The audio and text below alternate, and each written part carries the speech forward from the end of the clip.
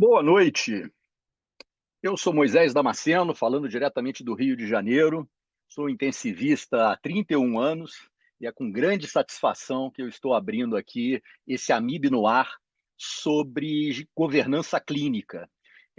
Eu atualmente coordeno o Comitê de Qualidade, Gestão e Segurança do Paciente da Amib e a gente está trazendo um assunto que nós entendemos ser bastante relevante para os dias atuais, que é sobre governança clínica. Eu vou pedir inicialmente para que os meus colegas aqui de bancada se apresentem e se identifiquem, para que assim, na sequência, a gente possa dar início. As perguntas e os comentários todos vão chegar através do chat, seja através do chat, aí como vocês veem no Zoom, né? Ou seja através de um íconezinho também colocado, questões, né? Perguntas e respostas que vocês podem colocar. Vocês podem escolher a opção de mandar as perguntas e mandar os comentários. A intenção é que nós vamos ler todos os comentários, todas as perguntas, para que a gente possa também interagir com todos vocês que estão assistindo. Então, eu inicialmente quero apresentar aqui a Cristina. Queria que a Cristina se apresentasse. Cristina, obrigado por ter aceitado aí o convite de estar conosco. Cristina, que também é uma das integrantes do nosso comitê. Cristina, seu boa noite, por favor. Boa noite a todos. É um prazer estar aqui, sejam todos bem-vindos. Meu nome é Cristina Prata Mendla, sou médica intensivista e sou atualmente diretora médica do Hospital de Amor, o mais conhecido Hospital de Câncer de Barretos. Maravilha, Cristina, obrigado. Queria pedir agora para que Leila pudesse se apresentar e dar o seu boa noite. Leila, obrigado por ter aceitado estar aqui conosco. Boa noite a todos. Meu nome é Leila Rezegue, falando diretamente de Belém do Pará. É, eu tenho muitas décadas de medicina intensiva, tenho muito orgulho de ser intensivista. Sou coordenadora de uma UTI pública de um hospital chamado Jean-Habitat e sou médica rotina de um hospital privado chamado HSM. É um prazer enorme estar aqui para discutir com você, Moisés, com Cristina, com Zé Eduardo e Sérgio, esse assunto que eu adoro. Maravilha, Leila, brigadíssimo. Bom, e como vocês devem ter olhado na chamada, a nossa intenção hoje, com a nossa live, é poder debater governança clínica na UTI com a visão, né, ou as visões de dois médicos intensivistas que também trafegam na área de direção, seja direção técnica, seja direção geral de hospital. Então, nós estamos aqui com o Dr. José Eduardo Castro e o Dr. Sérgio Baldiceroto. Eu vou pedir inicialmente que o José Eduardo dê o seu boa noite, se apresente, e agradecendo ao Zé Eduardo por poder estar aqui conosco hoje. Zé, a palavra está contigo. Boa noite aí a todo mundo. É um prazer estar aqui. É, Talvez eu também seja intensivista há muitas décadas, mas rigorosamente hoje não estou mais fazendo terapia intensiva, porque eu não estou diretamente ligado a uma unidade de terapia intensiva. Eu estou na direção do hospital, estou na direção médica do Complexo Médico Américas, que são dois hospitais gemelares aqui no Rio de Janeiro, uma experiência administrativa um tanto quanto peculiar, de juntar dois hospitais num só. E eu dirijo o hospital do ponto de vista médico, e eu atualmente faço um consultório de clínica médica. Então, eu sou médico ativo e estou na direção médica lá do Américas. Estou aqui discutindo esse assunto de governança clínica, que é um assunto bastante interessante e talvez seja o dia a dia dos coordenadores, chefes e rotinas das unidades de terapia intensiva, né? Vamos ver aí o debate. Maravilha, Zé, obrigado. Doutor Sérgio Baldiceroto, é sempre um prazer te encontrar novamente. Você diretamente do sul do país, e aí a peculiaridade, nós tentamos aí dar uma mapeada no mapa do Brasil para poder ter um grupo bem heterogêneo de lugar. Sérgio, queria que você desse seu boa noite, se apresentasse, para que a gente pudesse dar início aí à nossa conversa. Obrigado por ter aceito o convite. Bom, eu que agradeço o convite, Moisés, muito obrigado. É um prazer estar aqui, eu falo direto de Porto Alegre, eu sou médico intensivista e pneumologista de formação, e hoje eu atuo especificamente, unicamente em terapia intensiva, eu não faço mais pneumologia clínica desde 2010, e no passado, até 2019, eu ocupei alguns cargos aí de gestão, né, de hospitais grandes e de grande porte. Eu já fui diretor técnico, fui superintendente do Hospital São Lucas da PUC, em Porto Alegre, e fiz, a partir de 2019, um retorno para a parte assistencial, e hoje eu sou rotineiro da UTI Central da Santa Casa de Misericórdia de Porto Alegre, sou preceptor da residência nessa UTI. Também trabalho no hospital, no Grupo Hospitalar Conceição, que é um hospital de grande porte aqui em Porto Alegre. Trabalho no Hospital São Lucas da PUC, na UTI, e faço a coordenação técnica do Hospital Humaniza. Então, eu saí, vamos dizer assim, do plano executivo da gestão, né, para o plano mais operacional, vamos dizer assim, de implementação das estratégias de governança clínica. Então, trabalho intensamente, tenho uma vivência razoável aí em gestão na parte executiva no passado, que foi até 2019, e atualmente uma atividade intensa na beira-leito, em preceptoria e coordenação de UTI. Vai ser muito interessante conversar com vocês, e você certamente vai trazer um pouco desse efeito sanfona, né? Você foi lá na gestão e voltou agora aqui para assistência. Eu acho que vai ser muito legal. Bom, eu vou mostrar 3 slides só para a gente ter uma conceituação do que a gente vai conversar aqui. Porque falar em governança, eu acho que muita gente fala, mas talvez nem todos consigam exatamente definir a expressão governança clínica. Então,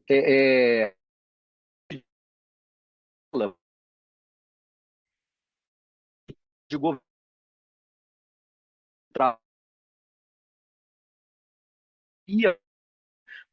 da qualidade do seu serviço e salvaguarda de alto padrão de cuidados, criando um ambiente no qual a excelência no cuidado clínico florescerá.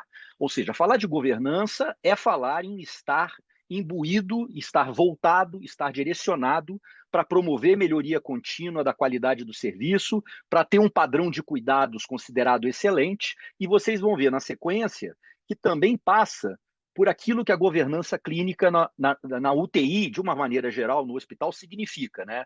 Garantia de segurança do paciente, aprender a partir dos erros, encorajar uma abertura, que aí pode ser interpretada como transparência, como uma forma de você poder estar falando abertamente dos problemas, tendo segurança psicológica para debatê-los dentro da unidade de trabalho onde você está, compartilhar e manter boa prática e desenvolver e promover uma educação profissional continuada. Quando a gente olha para isso, dá uma sensação de que nós estamos chovendo no molhado, que isso é algo que todo mundo tem em mente, mas a ideia de estar trazendo esse tema para a gente poder debater é porque a gente quer tentar explorar, eu trago isso e já conversei um pouco com os nossos debatedores, até que ponto a gente percebe esse senso de governança acontecendo nas nossas UTIs. Até que ponto, depois da pandemia principalmente, onde a pandemia fez um grande estardalhaço, uma grande bagunça em tudo no mundo, inclusive na área assistencial, inclusive nas UTIs, ou seja, o quanto desde que acabou a pandemia a gente conseguiu retomar parâmetros de uma boa gestão, parâmetros de uma boa governança. A sensação que eu particularmente tenho, e eu consigo viver tanto na realidade pública quanto na realidade privada, é de que os dois setores ainda estão meio que se localizando no que diz respeito ao conceito de governança. E é isso que eu quero tentar explorar dos colegas. O último slide que eu quero mostrar é esse, de um editorial que foi publicado agora, em 2024, no Intensive Care Medicine, onde o principal autor aqui é o Cecconi. É um editorial falando sobre governança clínica na UTI. E aí vocês vão observar, tem muita bolinha, tem muito texto, para quem não conhece. Ele, inclusive, é um editorial que está baixável na Intensive Care, não está fechado. Ele apresenta 4 quadrantes, e eu vou falar rapidamente aqui desses quadrantes, só para a gente poder entender, na visão deles, o que essa governança engloba. Ela vai até além disso, mas pode-se dizer que boa parte do que se fala de governança está aqui dentro. Então, o primeiro quadrante é esse quadrante inferior esquerdo, onde ele fala sobre o cuidado efetivo. E ele cita 3 exemplos de formas de você acompanhar, avaliar se você tem ou não um cuidado efetivo na UTI, né? A questão de você promover auditorias, a questão de você promover que existam checklists, né? A gente fala muito de checklist, hoje quando a gente pensa nas infecções, os bundles para prevenir as infecções e por aí vai, e também o processo de benchmarking. A pergunta que eu já faria aqui para vocês todos irem pensando, não só quem está aqui, mas também quem está nos assistindo, é: na sua UTI, você se é líder, ou na UTI em que você é liderado, você consegue enxergar essas três questões acontecendo? Você percebe quando tem auditoria, quando alguém vai lá, audita os prontuários, audita processo? Você se vê fazendo checklist, ou a sua UTI tem checklist? Você vê acontecer benchmarking dos resultados da sua UTI com outras UTIs? Esse é o que diz respeito ao cuidado efetivo.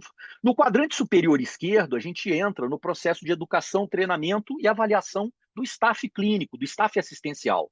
E aí ele fala no bem-estar do staff, algo que até passou a ser mais falado na pandemia e pós-pandemia. A gente hoje fala-se muito do burnout, fala-se muito da saúde mental.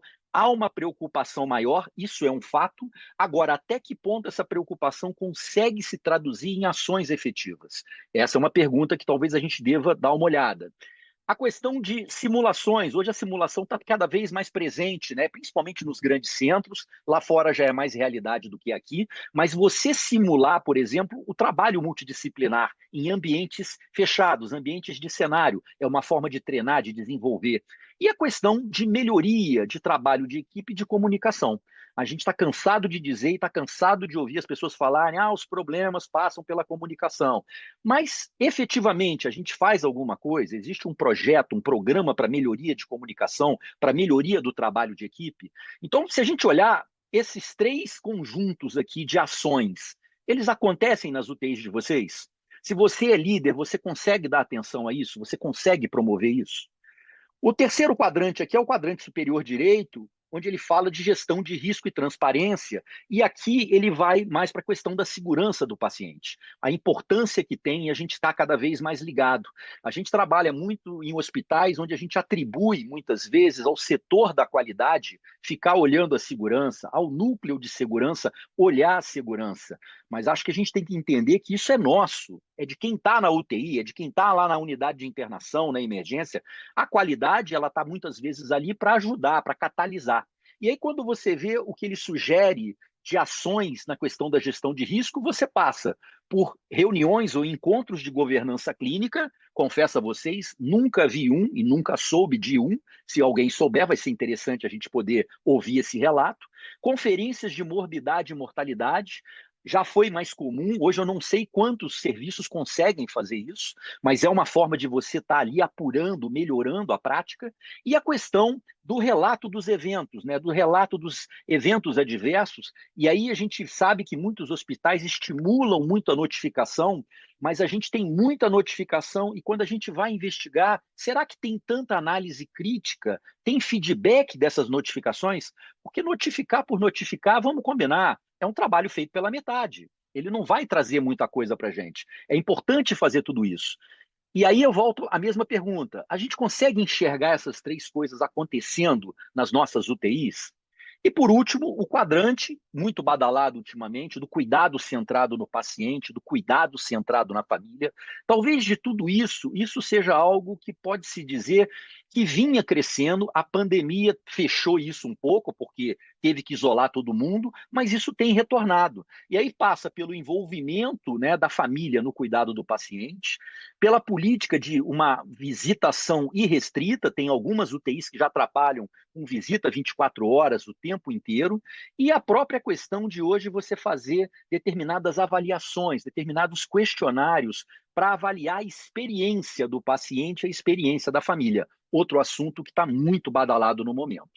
Então, eu acho que essa mandala ela é interessante para talvez todos nós termos uma primeira noção, para quem nunca parou para analisar esse assunto, de que a governança clínica passa, de alguma forma, por tudo isso aqui. E a ideia aqui agora é a gente poder conversar sobre isso, ou seja, até que ponto eu consigo efetivamente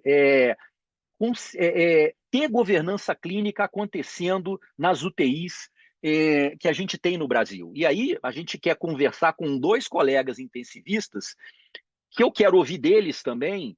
No caso, o José Eduardo ainda está na diretoria técnica, o Sérgio participou da diretoria, ou seja, como é que eles viam a UTI no que diz respeito, essa é a minha primeira pergunta para eles, ou seja, como é que eles viam a UTI do ponto de vista de governança quando eles estavam na UTI, e o fato de hoje estar na posição de diretor, muda um pouco essa visão? Ou seja, como é que na figura de diretor pode se ajudar o gestor da UTI a que ele possa fazer uma melhor governança? Zé Eduardo, eu vou começar por você, até porque aqui momentaneamente o Sérgio fugiu um pouco da tela, não sei se ele está com algum problema de conexão. Ah, o Sérgio está voltando. Mas vou começar com você, Zé Eduardo, e depois eu quero que o Sérgio também comente aí. Eu espero que ele tenha ouvido toda a pergunta, mas a partir da resposta aí certamente ele vai emendar. Por favor, José, o que você pode nos falar um pouco dessa sua dupla visão, intensivista, diretor de hospital, diretor técnico, sobre a questão da governança? Não sei. Difícil, assim. Acho que tem muita coisa que a gente poderia dizer sobre esse assunto. Acho que tem várias dinâmicas que a gente pode evoluir ao longo da discussão. Eu acho que tem um aspecto do conceito teórico estrito sensu de governança clínica que, como diretor-geral de um hospital, talvez não seja tão diferente como a lógica do que faz um coordenador de terapia intensiva, só que num universo um pouco menor, né? É mais ou menos a mesma coisa. Não é mais ou menos a mesma coisa, mas é um universo um pouco menor. É, ou se você olhar os conceitos e a aplicabilidade e a interface, como você diz, a comunicação entre as faces, entre a unidade de terapia intensiva e a direção, de uma outra forma. Então, assim, eu diria que, para iniciar, eu acho que o que a gente faz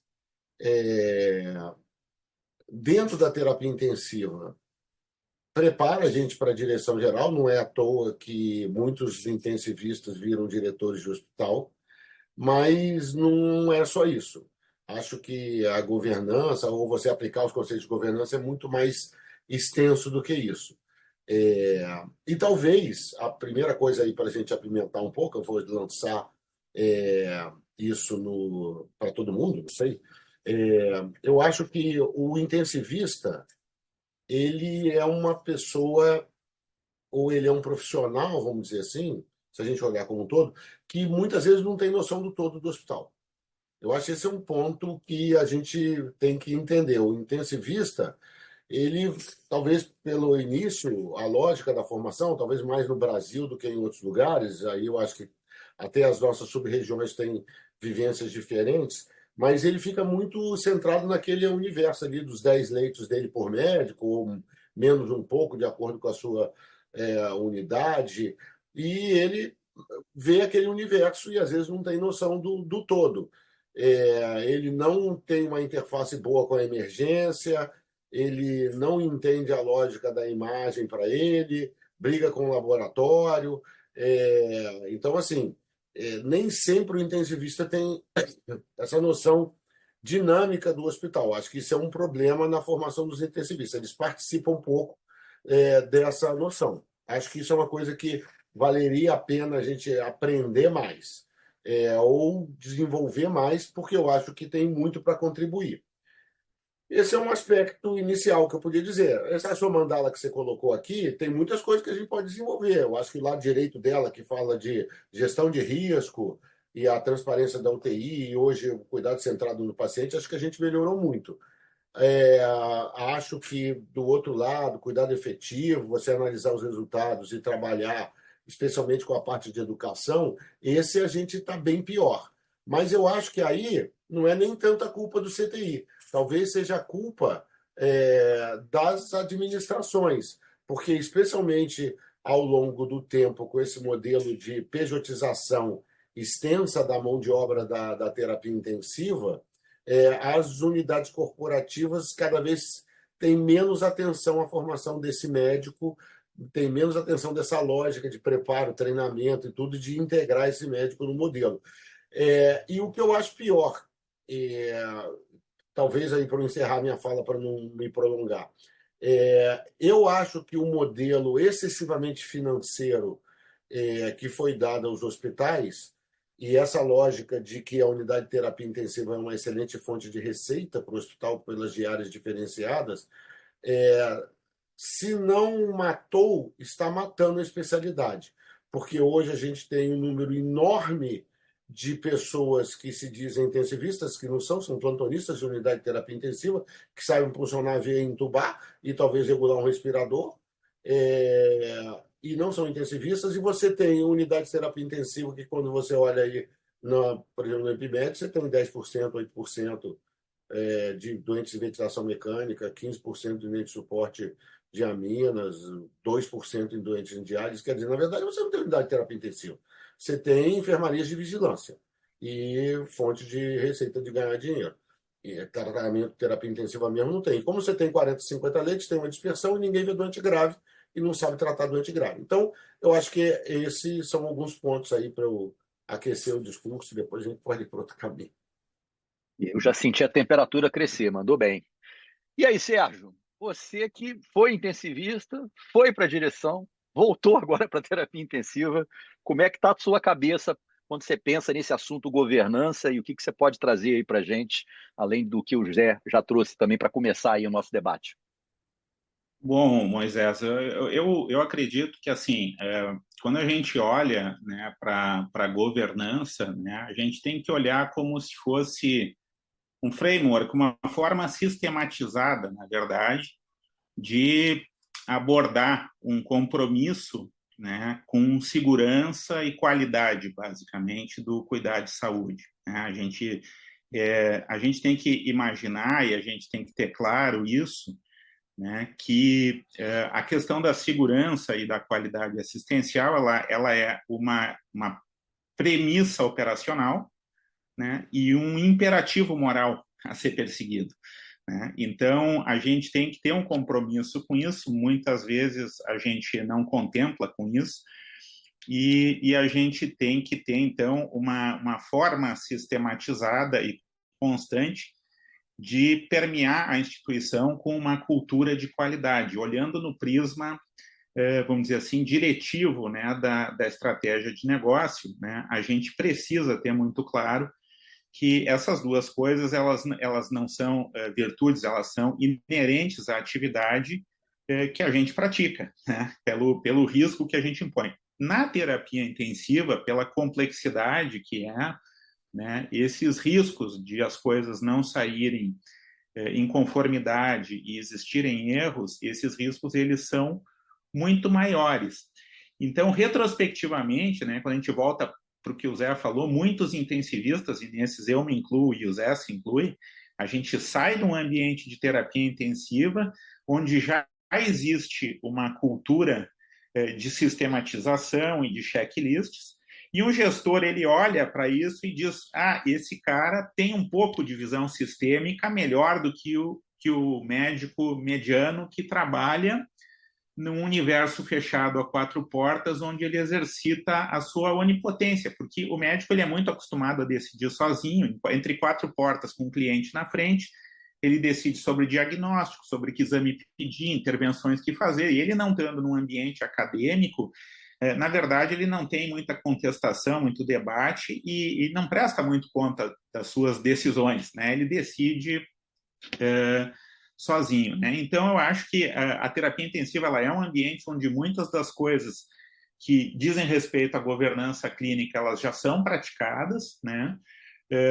Muitas vezes não se entende isso. E eu acho que a grande dificuldade, às vezes, é a dificuldade que é central em ambientes complexos como são os hospitais, que é a dificuldade de comunicação e entendimento para que a gente consiga obter engajamento das pessoas e em conseguir trabalhar dentro de certos padrões mais estáveis e sem tanta variabilidade de processo.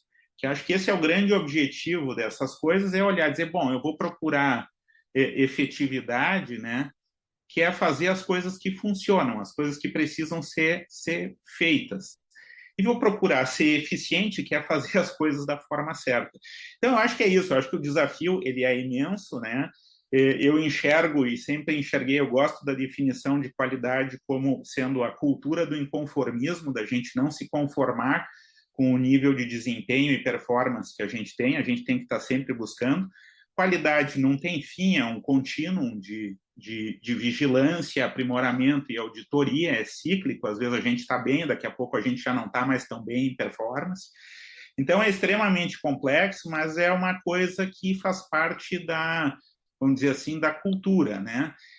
E cuidado de qualidade, né? Ele tem várias dimensões. Ele precisa ser seguro, ele precisa ser temporal, ele precisa ser efetivo, ele precisa ser eficiente, ele tem que ser justo, equitativo e ele tem que ser centrado no paciente. É um desafio imenso. Eu gosto de dizer, às vezes, o papel ele aceita tudo. Como é bonito ler, né, a tua mandala, né, e como é difícil executar a mandala, né? Eu acho que eu encerro por enquanto com isso. Maravilha, Sérgio, maravilha. Já está chegando pergunta, mas eu vou ler as perguntas daqui a pouco. Então, fiquem à vontade aí, quem está nos assistindo, de já começar a mandar as perguntas, que daqui a pouco a gente vai abrir as perguntas do público. E aí, Cristina, o que você quer inquirir aí aos nossos colegas nesse assunto? Você que gosta de governança, né? A gente começou a conversar sobre isso. Você gosta de estudar, você gosta do assunto. Certamente você tem alguma coisa aí, alguma dúvida para trazer para eles, para ver se eles também te ajudam a elucidar. Eu acho que as colocações foram muito felizes, né? Eu acho que é isso aí. A gente olha essa mandala, eu acho que o intensivista, quando a gente sai um pouco da UTI, tem visão do todo, a gente tem essa consciência que o intensivista se diferencia nesses aspectos, porque culturalmente na UTI a gente já tem essa formação de olhar para indicador, para qualidade. Então, assim, quando o intensivista sai da UTI, ele realmente tem essa capacidade de transformar um hospital, né? Uma equipe boa de intensivistas, sem dúvida nenhuma, traz melhorias para todos os pontos do hospital. Mas o que eu queria perguntar é o seguinte: na prática, nosso desafio são inúmeros, mas um dos principais é manter as pessoas motivadas. Isso é muito difícil. A gente começo de projeto, a gente vê alguns projetos aí que são iniciativa do próprio Ministério, então que eles vêm, diminui tempo de ventilação mecânica, diminui pneumonia. Agora, como manter isso a longo prazo? Assim, que começar o projeto, mas como você perpetua isso a longo prazo e como você mantém na prática as pessoas engajadas. Então, vou passar a pergunta para os dois, que eu acho que é um desafio e sempre bom ouvir o que se faz na prática e o que faz diferença na visão de vocês.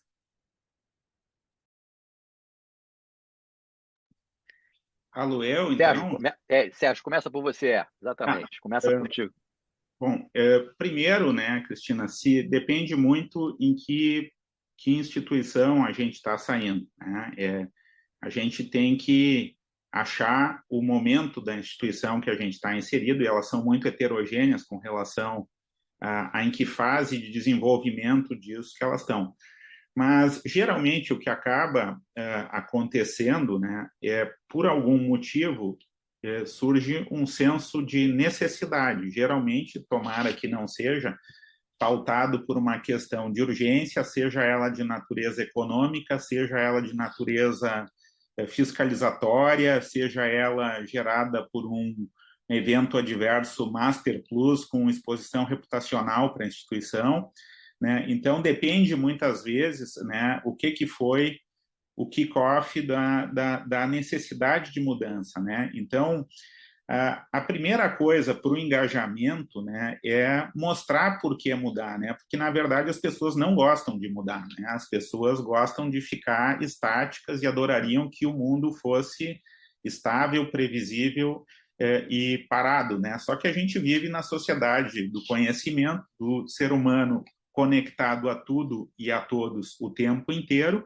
e hoje, se a gente tiver um evento institucional ou no setor adverso, em poucos segundos ele já tem mais de 20, 30 mil visualizações numa rede social, né? Então, hoje em dia, existe uma corrida para ter esses processos de qualidade e, às vezes, até para conseguir demonstrar externamente a boa reputação da instituição, que é uma instituição que tem uma cultura de governança clínica e se preocupa com segurança e qualidade.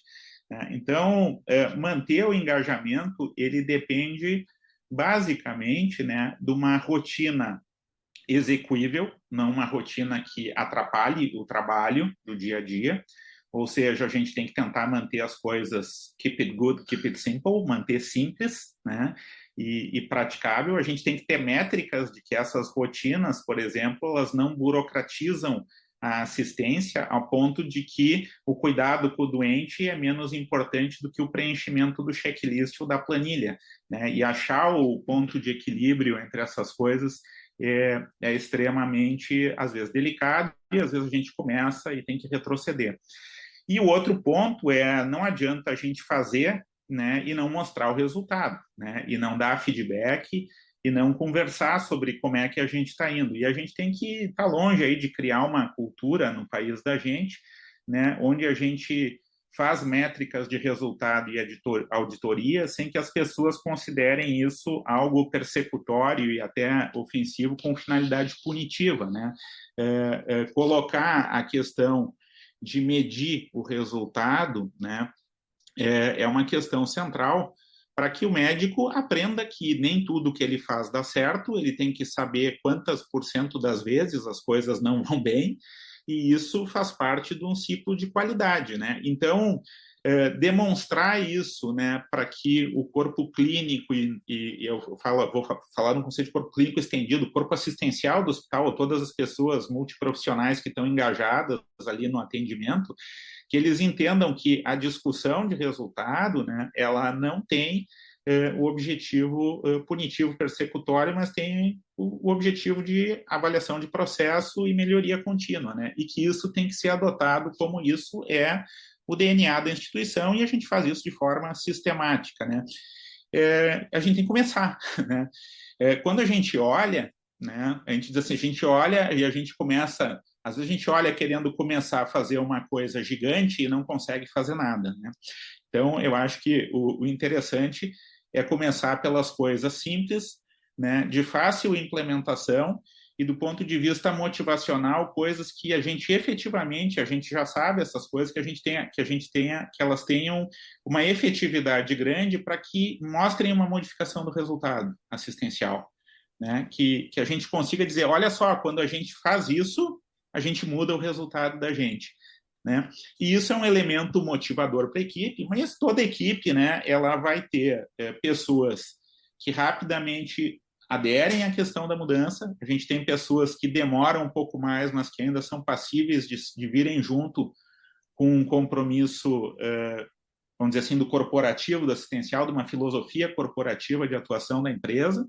E tem pessoas que vão ser detratores, e que, infelizmente, essas pessoas, ao longo do processo, que não é um processo curto, né, elas vão acabar saindo da empresa porque não vão conseguir conviver com esse tipo de processo mais estruturado e padronizado, por uma incapacidade individual de se adaptar a esse novo tempo que exige esses controles, né? Então, eu acho que é mais ou menos isso. Eu acho que engajamento depende de feedback, depende de time, depende de um ambiente construtivo e não negativo, para conseguir demonstrar que não é destrutivo para a equipe medir resultado, é construtivo. E a gente tem que discutir quando deu errado. Quando deu certo, a gente aprende mesmo na dor, né? A gente não aprende para valer na gandaia, né? Da festa, do sucesso.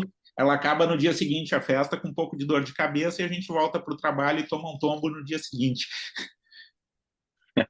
Boa, Sérgio. Acho até que você deu uma visão bem ampla. Zé, quer complementar dentro dessa visão dele, trazer algum ponto que, de repente, na sua opinião, vale a pena também chamar atenção para o engajamento?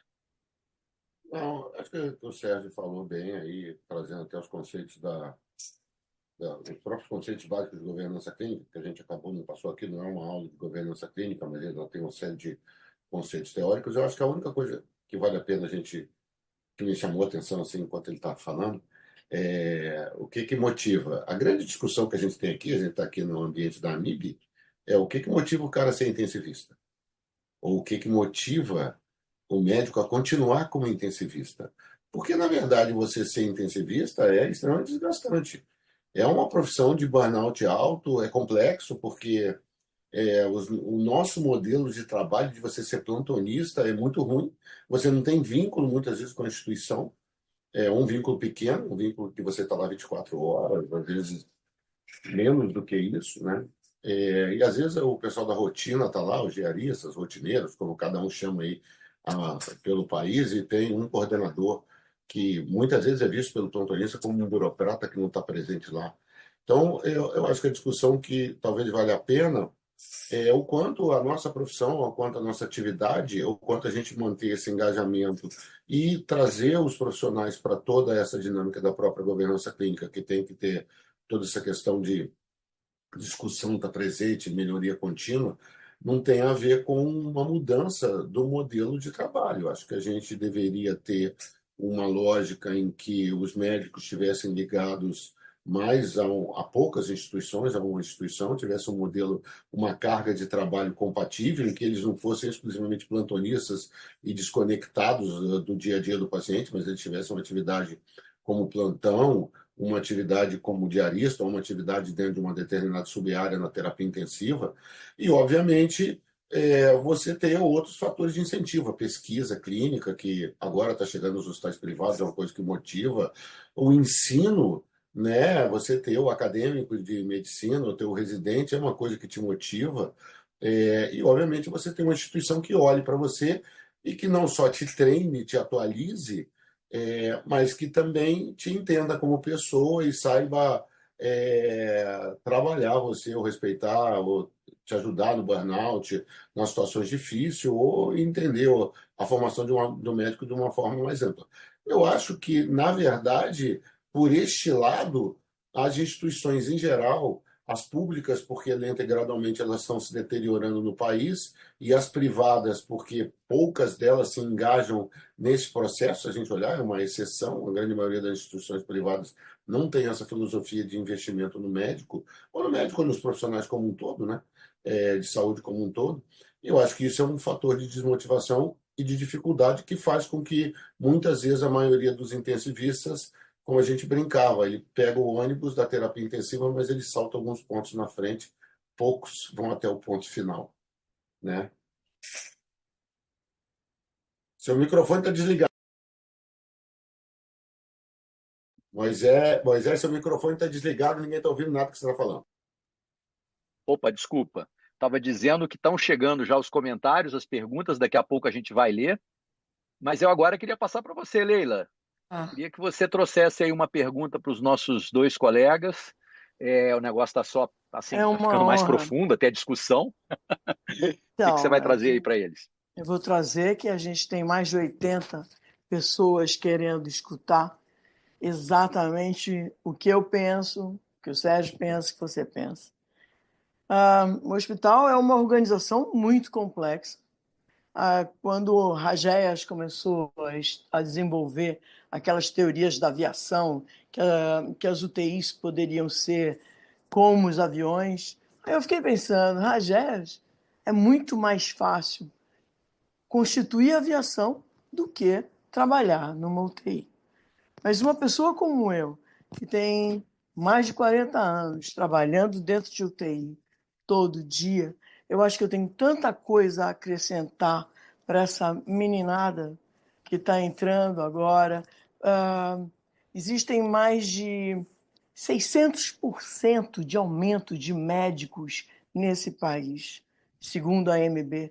Isso quer dizer que a gente tem uma infinidade de médicos que vão fazer o que o José Eduardo falou, se engajar nas UTIs, mas sem mestres, não saberão o que fazer dentro da UTI.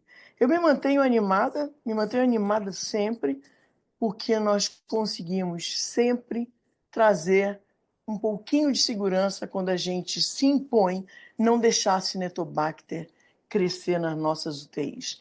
Eu acho isso um charme. Eu adoraria que o EpiMed me disse isso. Aliás, para a meninada saber, o que não se mede, não se sabe.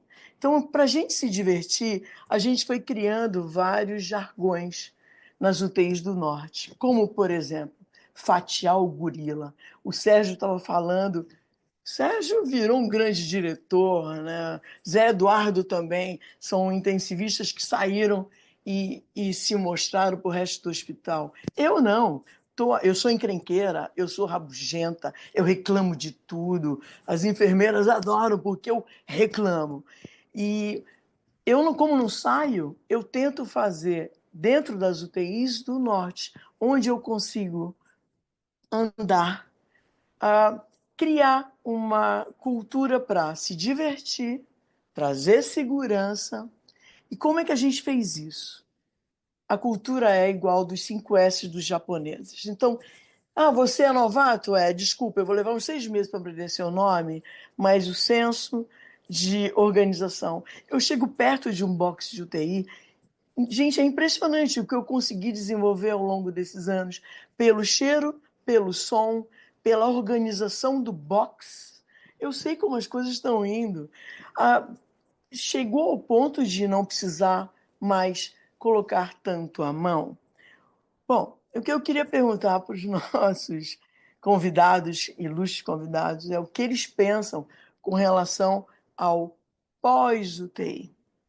São 2 perguntas. É o pós-UTI e a inteligência artificial. Eu não me conformo de não ter como controlar os monitores da UTI pelo não, não, não, não, não, não. O que significa isso? Se a enfermeira é novata e não sabe, o próximo paciente que chega na UTI depois de um paliado vai estar com tudo não, porque aquela família descobriu que o alarme inoperante é perigoso. Então a gente vai lá na paliação, põe tudo não. O próximo, paciente super grave, vai chegar inseguramente na UTI de cara.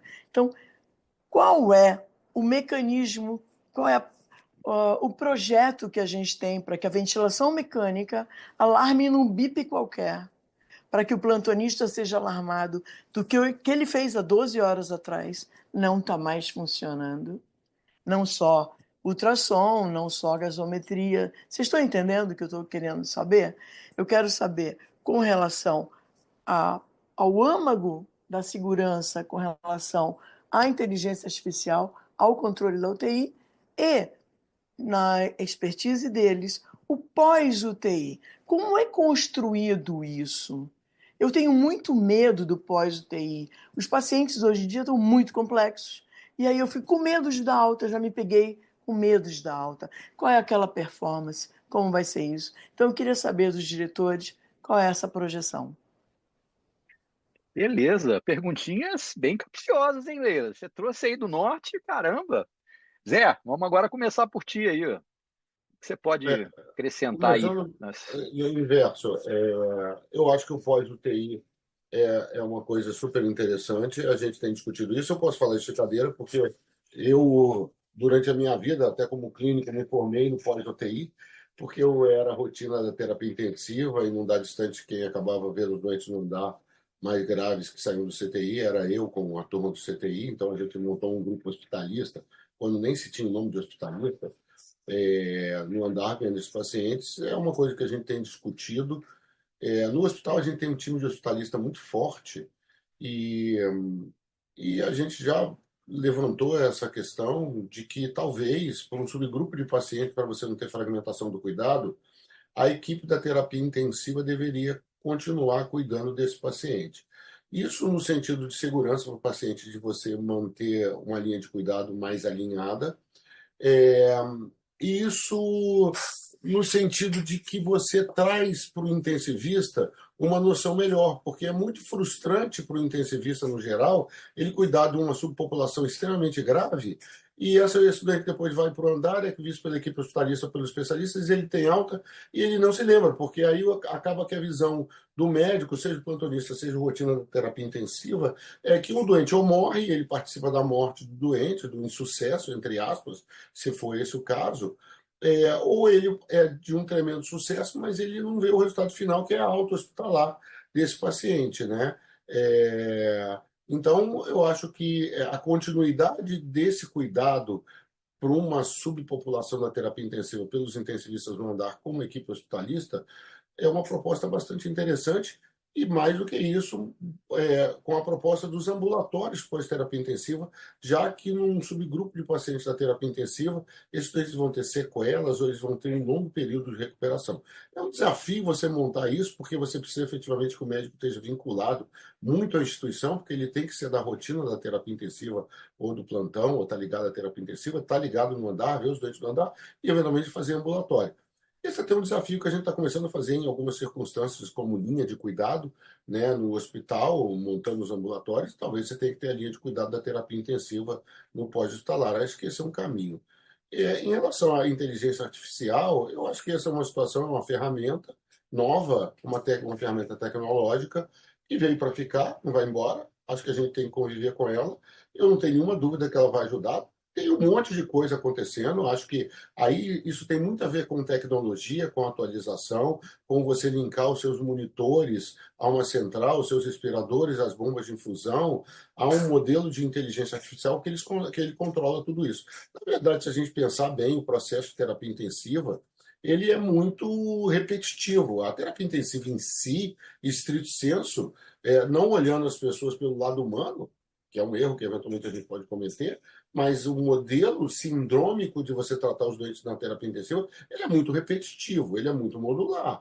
Você acompanha uma série de alterações de sinais vitais, alguns modelos de ventilação, de reposição hídrica ou de eletrolítica e vai por aí afora, que é uma máquina ou um computador com a inteligência artificial pode fazer isso. A questão são as conexões que já existem, tá? São caras, a gente não tem dinheiro no país para a maioria das terapias intensivas, mas você tem como fazer isso e talvez isso esteja presente em muitos outros lugares, porque você tem uma escassez de mão de obra maior, especialmente nos países de primeiro mundo, em que a máquina substitui isso.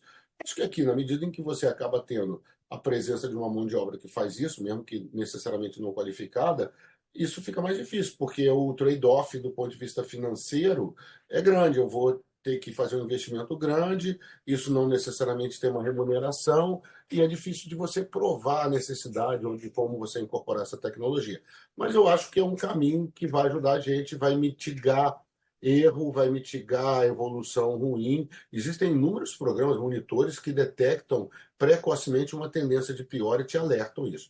Acho que a questão do alarme é a educação. Eu costumo brincar que a unidade de terapia intensiva que você entra e o alarme está tocando sem parar e ninguém está prestando atenção, ela é ruim. Tá? Tem um problema sério, porque você tem que educar a enfermagem, o médico, a ligar os alarmes, ao paciente não estar alarmando toda hora para não levar aquilo que a gente chama de fadiga de alarme, ninguém prestar atenção no Pedro e o Lobo. Quando o Lobo chegar, ninguém vai acreditar nele, né? Mas eu acho que a inteligência artificial é uma ferramenta que veio para ficar e a gente vai ter que utilizar a tecnologia a nosso favor. Acho que é mais ou menos isso. Sérgio, o que você pode acrescentar aí para a gente, antes de eu dar a primeira leitura aqui do nosso chat? Bom, eu acho que a natureza, né, da atividade que a gente tem, que é uma atividade de prestação de serviço, ela tem uma das coisas mais difíceis de se conseguir, que é ter uma homogeneidade da entrega, da qualidade da entrega, né, do serviço. Então, existe uma doutora Leila, mas a doutora Leila, ela vive, ela almoça, ela vai para casa, e depois vem o outro plantonista, que não é a doutora Leila, que enxerga pela organização do leito, consegue ter uma leitura disso aí. Então, a governança clínica, ela talvez ela sistematize, né, e venha para organizar, se a gente traz essa cultura, uma forma de trabalho que garanta um pouco menos de variabilidade dos processos e que a segurança fique menos dependente da doutora Leila existir. Quer dizer, porque a doutora Leila ela vai precisar trabalhar, por escassez de mercado, numa UTI transgeracional, com a doutora Leila com seus décadas de experiência, que faz uma leitura pelo caminhar dos funcionários de como é que a unidade está, porque tem essa sensibilidade e a gente efetivamente desenvolve essa habilidade de perceber o ambiente pela forma com que as pessoas, da comunicação não verbal da unidade para a gente. Então, a gente consegue fazer essa leitura. Então, eu acho que o grande desafio é aquele desafio meio McDonald's, né? Eu tenho que conseguir servir a minha refeição sempre dentro do mesmo padrão. E esse é um grande desafio da prestação de serviço, é conseguir ter uma estabilidade de processo que garanta uma qualidade assistencial. E só tem uma receita para isso, que é estabelecer rotinas sustentáveis, execuíveis, que se mantenham ao longo do tempo, para quando a Leila sair de férias não cair a casa, né? Então, esse é um dos desafios. Eu acho que isso, a gente rotinizar não significa necessariamente engessar a unidade, mas facilitar o acolhimento desse profissional que vem, às vezes, com uma heterogeneidade e que leva um tempo para aprender a instituição na qual ele está inserido e as suas rotinas. Então, isso tem que ser estruturado, é muito difícil, isso exige investimento em educação continuada por parte da instituição hospitalar.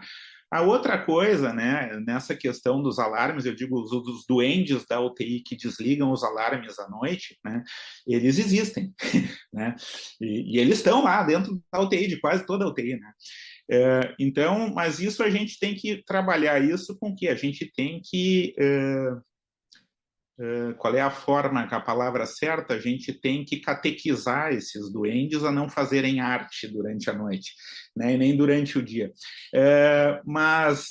E para isso, né, só tem uma coisa que funciona, né, que é uma educação não reativa, que eu chamo, que é não partir para cima de alguém porque alguma coisa, no momento em que alguma coisa deu errado, né? É fazer, olha, nós vamos revisar aqui, nós temos que cuidar disso aqui.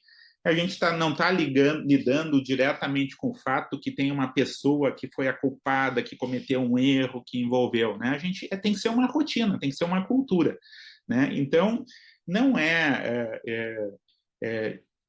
isoladamente, né, que a gente vai atuar, né, dentro da UTI. Isso é um contexto cultural. A gente tem que ter essa cultura de manter essas coisas e ter certas rotinas de educação continuada. A gente tem que lembrar que no Brasil a gente tem uma coisa que fora não existe, que é uma figura que as instituições não prestam tanta atenção, que é a figura do técnico de enfermagem, né? Que é quem efetivamente está com mais tempo ao lado do paciente e à mão do paciente. Aí a gente tem aquelas alocações de pessoal, um enfermeiro para tantos pacientes, um médico para 10, aquela alocação que nem sempre é a ideal pela complexidade, mas essa equipe, né, que é a equipe de técnico de enfermagem, o que eu vi assim, em todas as instituições que eu passei, é que eles são o pessoal que recebe menos incentivo para educação continuada, eles participam menos de evento. Então, como gestor de unidade, e o que empodera as pessoas, né? A gente não pode ir lá pedir para as pessoas fazer as coisas sem explicar por que precisa ser feito daquele jeito, né? E se a pessoa não tem isso, aí fica muito difícil que ela se engaje e que ela entenda o poder. E conhecimento é poder, não adianta. E as pessoas se sentem empoderadas com o conhecimento. Então, acho que eu acho que educação continuada é uma coisa essencial em todos os níveis dentro da unidade. Uma equipe boa sai para tomar uns goró junto de vez em quando, né? Então, uma equipe boa, ela tem que ter um grau de entrosamento, né, que permita que ela lide com situações de não conformidade de uma forma construtiva e não destrutiva, né? E para isso as pessoas precisam se conhecer como pessoas, quer saber que as pessoas, dentro das suas imperfeições, deficiências aqui e ali individuais que todos nós temos, elas saem de casa querendo acertar, ninguém sai para errar, né? E então a gente precisa cultivar também uma capacidade de construir um time coeso, um time que se goste, né, que trabalhe junto e que se ajude, né? E não trabalhe para ferrar o outro, né? Que às vezes acontece. Eu já trabalhei em lugar assim. Então, acho isso extremamente importante, e a gente tem que ter métricas, tem que medir tudo, né? Ali alguém citou o Denning, que dizia assim, in God we trust, everyone else bring me the numbers, né? Então, em Deus eu acredito, todos os outros, por favor, números, eu quero evidência das coisas. A gente fazer reunião falando eu acho é muito ruim, né? Tem que fazer reunião dizendo, olha, estamos assim, o nosso resultado está esse. Aí começamos a discutir o assunto, né? Acho que é isso. Olha só, o nosso chat aqui começou a bombar, né? Vários comentários. O Gustavo Duque fez uma pergunta, eu vou ler a pergunta dele já já, mas eu vou primeiro fazer os comentários, até porque tem um pouco a ver com a questão do engajamento e com essa última questão agora que vocês estavam debatendo, né? Então eu vou trazer aqui o nosso amigo Rubens Costa, aqui do Rio, uma das grandes lideranças de terapia intensiva, que hoje tem pensado muito, não só a terapia intensiva, mas até a própria saúde dentro do ambiente hospitalar, fora do ambiente hospitalar. O Rubens sempre traz provocações, e aqui ele coloca os seguintes comentários. Queria que todos ouvissem, porque depois eu vou pedir para alguém, um de vocês, e aí agora está valendo Leila e Cristina também, para a gente não cansar demais os nossos entrevistados, mas o Rubens coloca o seguinte: para envolver e engajar uma equipe hospitalar na implementação de checklists e protocolos, sem que isso se torne um mero preenchimento de formulários ou uma burocratização desprovida de valor, é fundamental adotar uma abordagem estratégica que considere aspectos culturais, comunicacionais e motivacionais. Ele continua: acho que seria fundamental implementar processos de qualidade de forma eficiente e envolvente, em maiúsculo. É essencial que a equipe veja esses processos como facilitadores do cuidado e não como burocracia ou controles impostos. Isso requer comunicação clara, cultura de segurança, empoderamento e feedback contínuo. A construção de uma cultura de qualidade é um trabalho contínuo, mas pode transformar significativamente a assistência hospitalar. Ele volta mais à frente, acho que provocado pelo comentário da Leila, ele coloca assim: não sou velhinho, mas após 40 anos trabalhando com equipes na UTI, algo que aprendi, entre outras muitas coisas, é que a qualidade e a segurança só se constrói quando conseguimos realmente engajar as pessoas, em especial os gestores. Não basta criar checklists e protocolos, é fundamental que todos entendam o porquê e participem ativamente. E aí ele coloca pontos como educação e comunicação clara, inclusão da equipe no processo de criação e revisão, foco na cultura de segurança, feedback positivo e reforço de comportamentos, descentralização de decisões, criação de um ambiente de feedback contínuo, conectar os checklists e protocolos de melhoria do cuidado. E ele volta: qualidade não é um ato isolado, mas uma cultura construída por cada membro da equipe todos os dias. A Leila ainda vem e reforça o Rubens, né? Rubens, o senhor é realmente uma inspiração. Ele deve ter adorado o senhor, né? Depois ele deve ter mais comentários. Ele é que fala do Deming, o Sérgio, quando ele fala, né, de quality is everyone responsibility. Cristina, antes de eu ler mais comentários, quer fazer um comentário sobre isso? O que você pensa? Você até que trouxe a pergunta do engajamento, né? Você está satisfeita com um pouco de tudo isso que o Sérgio, o Zé trouxeram, agora o Rubens? Você acha que tem alguma coisa que talvez você veja um pouco diferente? Você está vivendo uma realidade, hoje você está fora do país, está aí compartilhando uma realidade nova nos Estados Unidos, né, numa grande instituição que é a Mayo Clinic. Quem sabe você já pode também trazer alguma ideia e algum insight que você já teve olhando aí. Não, eu acho que eu concordo com todos esses pontos, né? Eu falo assim, a gente consegue falar tanto, por isso que eu pergunto um pouco da prática, porque a prática realmente é muito difícil. Todo mundo quer saber como você faz, entendeu? Qual que é o seu modelo de auditoria, como são esses feedbacks, porque assim, no frigir dos ovos, fazer tudo isso é muito, muito difícil. Agora, acho que alguns pontos acho muito importantes. Primeiro é a simplicidade. Se a gente, eu brinquei esses dias que eu li uma frase da Clarice Lispector que ela fala: para ser simples requer muito, muito trabalho. Então, eu acho que a primeira coisa para a gente conseguir que essa realidade entre dentro das UTIs com todo esse escopo, né, de qualidade, segurança, feedback, é que isso tem que ser feito de maneira simples. Eu acho que essa é a grande dificuldade da gente pôr tudo na prática. Sempre que a gente começa um projeto ou todas essas iniciativas, elas são vistas, na maioria das vezes, como mais alguma coisa que vem para burocratizar, que te tira do foco, que é mais trabalho.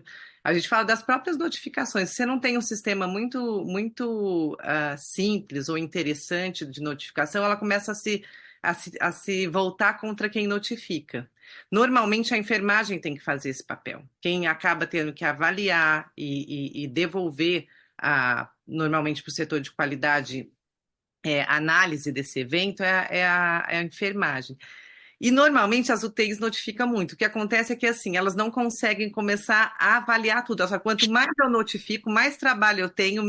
Então, é um sistema que ele faz tudo para você não fazer o que você tem que fazer. E eu acho que é aí que estão o nosso trabalho de pensar de como isso pode ser feito da maneira mais simples e dentro do dia a dia de trabalho, né? Sem você ter que parar o que você está fazendo toda hora para introduzir coisas que deveriam acontecer de maneira fluida. Porque tudo isso, acho que o Sérgio colocou muito bem, tudo isso são premissas do que a gente está fazendo, é segurança,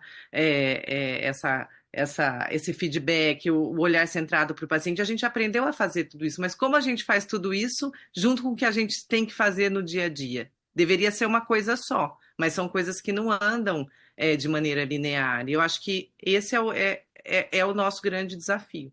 É simplificar o que tem que ser feito dentro da sua rotina de trabalho, né? Ela tem que estar.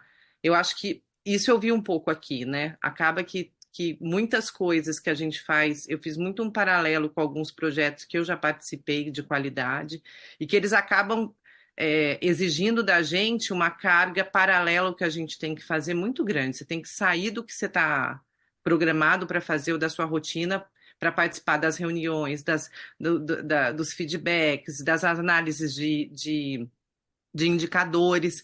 Então, assim, como você faz isso de maneira fluida? Eu acho que uma instituição igual eu estou tendo a oportunidade de participar do dia a dia, que é muito madura, né? Eles têm esse movimento até de academia de qualidade, que é desenvolvimento das pessoas, que eu acho que esse é o pulo do gato aqui. Eles fazem isso desde 2006, então, assim, plataformas muito bem estruturadas e que as pessoas vão fazendo o que elas acham seus problemas do dia a dia e elas vão fazendo projetos para desenvolver esses problemas de maneira estruturada.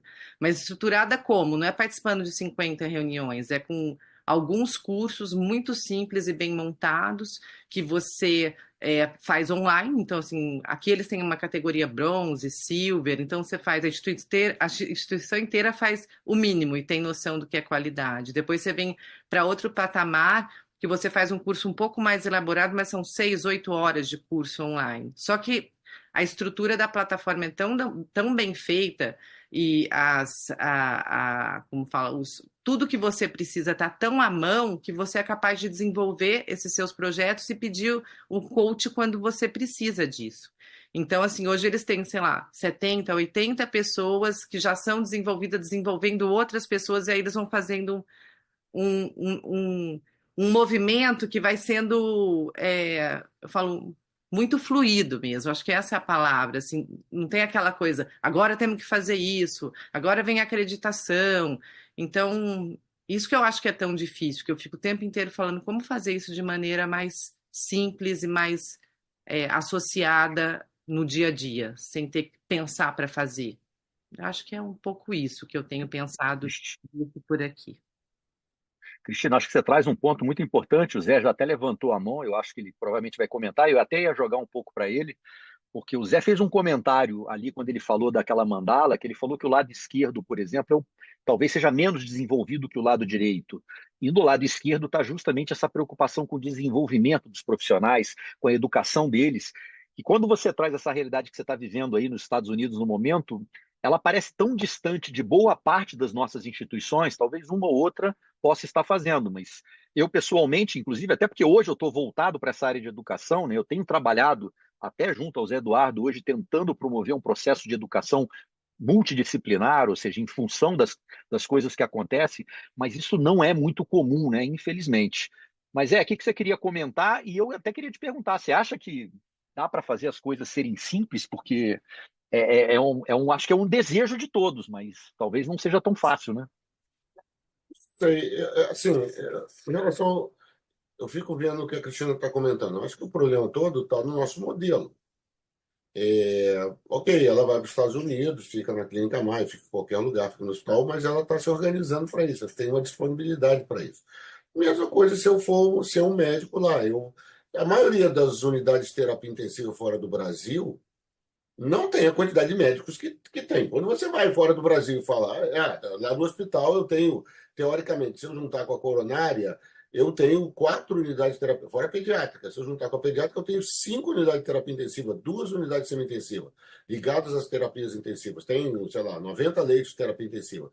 Se eu seguir a legislação estrito sensu, eu vou falar que eu tenho 9 médicos vezes 7, mais a rotina. Eu tenho 100 médicos. Tem lugar No mundo, talvez em Israel, você tenha 120 intensivistas, 150 intensivistas no país inteiro. A gente tem ditos intensivistas num hospital. Então, eu acho que assim, a grande questão é como a gente organiza nossas estruturas. Eu acho que para a gente fazer isso tem que mudar o nosso modelo de trabalho. E os médicos também têm que querer isso. Não é só a instituição, os médicos têm que topar. Eu já tentei fazer isso, teve pontos positivos e pontos negativos. Um dia a gente pode conversar sobre isso, de trazer os médicos para trabalhar num único modelo ligado à terapia intensiva. Deu errado, porque faltou apoio institucional e a própria cultura médica não é exatamente a favor disso, não vê isso como um benefício, seja de trabalho, seja financeiro. Aí a gente pode discutir um monte de coisa. A grande questão é que é, assim, eu tenho um trabalho. Se eu olhar que eu tenho que fazer reporte, eu não tenho que reportar à direção os problemas que eu tenho. Na verdade, eu deveria ver meus problemas e trabalhar com a minha equipe, tendo equipe e montar a equipe, ter autonomia para fazer isso lá dentro.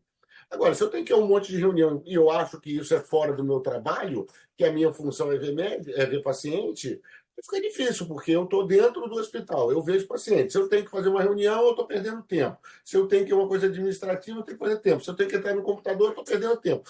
Tudo na minha função. Aí eu delego, eu mando para a enfermagem ou eu mando para a qualidade, que é excelente, a função da qualidade. E a gente fragmenta a atenção cada vez mais.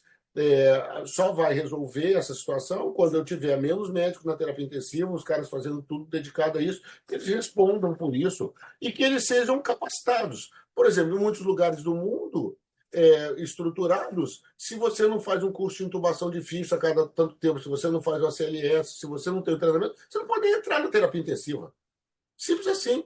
Se chegou lá, não tem um curso que está barrado. Vai lá, você não loga no sistema. Mas aí tem que ter um RH, um capital humano, o nome que a gente quiser dar para isso, para poder treinar, capacitar. Então, acho que a gente realmente tem um problema estrutural. Eu acho que a governança clínica, no sentido geral, que a gente pratica dentro da terapia intensiva, as mesmas que a gente faz dentro de um hospital, como diretor clínico, mas acho que a gente tem alguns desafios de organização estrutural e de como uma organização hospitalar entende esses pacientes, entende, perdão, esses profissionais, sejam médicos ou não médicos, e como os capacita e os retém. Até durante aí a pergunta, já me metendo aqui um pouco na frente, eu vou prometo parar de falar em breve, o PC pergunta aí sobre a questão de instituições de alta performance. Uma instituição de alta performance é um desafio que a gente tem que fazer, mas a gente tem que trazer os médicos ou os profissionais de enfermagem técnicos ou não técnicos. Essa questão de ser técnico, eu acho que o técnico é só um cara que você pode treinar e capacitar. Em alguns países, enfermagem não é nível superior, entre aspas, não universidade, mas eles são qualificados. Então, eu acho que o técnico pode ser qualificado para estar dentro da terapia intensiva, a enfermeira pode ter a qualificação dela, o médico, tem o acadêmico, tem o residente, cada um com a sua função. E aí a inteligência artificial, os monitores, as bombas de infusão inteligente, o vínculo com a farmácia, todas essas coisas que ajudariam a gente a responder isso. Mas eu acho que a gente teria que ter uma outra estrutura para poder chegar a uma instituição de alta performance como algumas chegam. Tem que mudar o nosso foco geral. E só para complementar, é interessante que tem uma definição de governança clínica feito pelo Sistema Nacional de Saúde, que é um sistema português, que é muito interessante, que eles dizem que uma das razões de você instituir uma governança clínica no hospital é dar uma resposta à burocracia e ao financeirismo. Eles usam esse termo que existe nos modelos hospitalares clássicos que são gerenciados só economicamente. Então, assim, eu acho que a gente está num momento de transição importante. Acho que o crescimento, essa nova dinâmica pós-pandemia, os desafios financeiros, essa questão do treinamento e capacitação, o acesso dos pacientes à informação. Hoje, colocá-los no centro do cuidado não é só fazer com que eles fiquem mais tempo na terapia intensiva, mas é responder todas as demandas que ele tem de queixa de tudo que está acontecendo no CTI, com razão ou sem razão. A gente tem que viver isso. Então, eu acho que a gente está num período de transformação que cada vez mais vai ser exigido dos médicos, sejam os gestores locais, sejam os gestores corporativos, essa integração. E acho que a gente vai ter que mudar o nosso modelo de trabalho. Eu acho que esse é um problema crítico que eu vejo. Só um outro ponto aí para trazer aí, se a gente quiser discutir, Eu acho que existe um gap entre a conversa entre os coordenadores de terapia intensiva, os gestores, e as direções e entre as direções e os corporativos. Aí, só para te deixar feliz, Leila, por isso que eu comentei isso. Pode ficar tranquilo que eu, como diretor de uma unidade, sou considerado um intensivista rebelde, tá? Porque Rebelde não, ô Zé, eu sou resistente. reativo. Eu sou Resistente. A resistente, eu palavra é sou resistente. resistente, porque eles vão lá, falam, eu resisto a tudo, eu contesto tudo, e o corporativo me acha muito resistente. Eles não gostam muito de intensivistas. Olha só, não, mas aí não é questão do intensivista, eu acho que é a questão desse comportamento de quem está pensando, criticando e por aí vai. Ô, Sérgio, eu quero te trazer uma pergunta, senão o Gustavo vai achar que a gente não vai dar atenção, foi o primeiro participante aqui do chat, ele trouxe uma pergunta que é o seguinte, o Gustavo Duque, que é do Rio de Janeiro. Qual o maior desafio prático que vocês avaliam como limitante à governança? Ele pergunta, é a comunicação interna? É a interface com as questões administrativas? O que você pensa sobre essa questão de desafio prático? Bom, eu não tenho dúvida de dizer que o maior desafio prático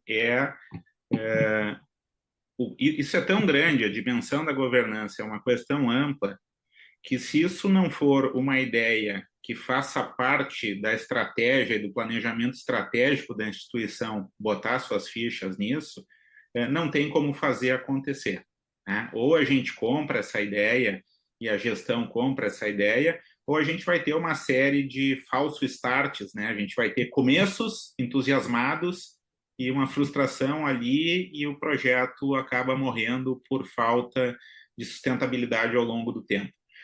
E isso vem... Sérgio, só para ver se eu entendi a sua colocação, que eu acho que ela é muito importante.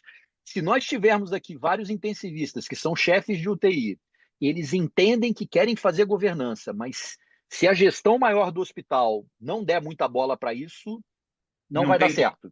Não tem como, né? É isso que você está querendo dizer. Eu não tenho dúvida que não vai dar certo, né? Exatamente por todas as coisas que estão linkadas a isso, porque existe custo para fazer isso, né? Existe um investimento e isso tem que ser julgado um investimento relevante e que está correlacionado com o produto que a instituição está disposta a entregar.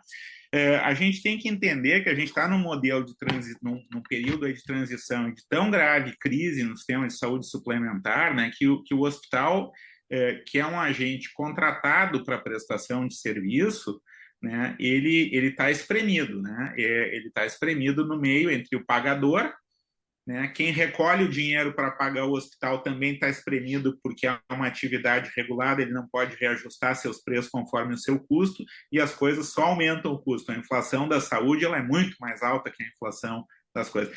Então, o sistema todo ele está espremido, né, em busca de maior eficiência, né, mas ele tem que, no fim das contas, entregar em nome da sustentabilidade, ele tem que conseguir entregar resultado econômico financeiro para a instituição, né?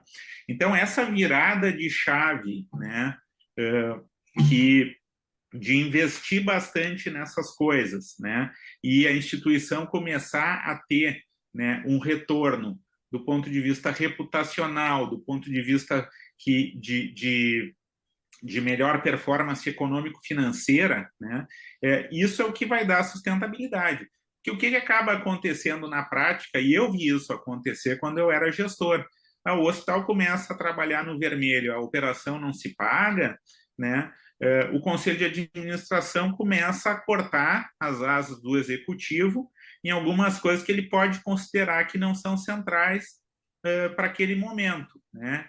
Ele diz, olha, eu vou cortar, tem atividade de educação continuada, eu tenho uma pessoa aqui, e eu tinha, por exemplo, na UTI, na época, eu como superintendente, para não burocratizar o trabalho de todo mundo, eu tinha uma pessoa contratada só para coletar os indicadores de quase 100 leitos de terapia intensiva, né, de performance para a gente tomar decisões e fazer ações de qualidade dentro do ambiente de terapia intensiva, que é um ambiente de alto custo, né? O que acabou acontecendo? Espremido pelo resultado financeiro, né? Decidiu, não, essa pessoa não precisa, tem que sair. E aí tu não tem mais como coletar o indicador, porque isso significa trabalho extra para uma equipe que já está estrangulada, né? E então é muito difícil, às vezes, implementar, e talvez a gente querer pensar tão grande e começar fazendo coisas mais simples e execuíveis, né, que não dependam tanto disso, seja o segredo para conseguir. Porque quando a gente olha, as unidades, às vezes, não têm seus indicadores os mais básicos, não tem uma questão analítica das coisas que são primárias da operação da UTI, né? Como é que está o teu SMS, como é que estão teus indicadores de mortalidade, quer dizer, esses macroindicadores que nem são, que, vamos dizer assim, talvez sumarizem o resultado do processo assistencial, eles não são de fácil obtenção, né? Então, o desafio para a gente aqui é imenso. Eu lembro que eu fiz doutorado na Inglaterra e em 2003 eu era obrigado a fazer a cada 6 meses publicar uma auditoria e já existia uma cultura de qualidade de ciclo de PDCA, de auditoria, revisão de processo, aprimoramento.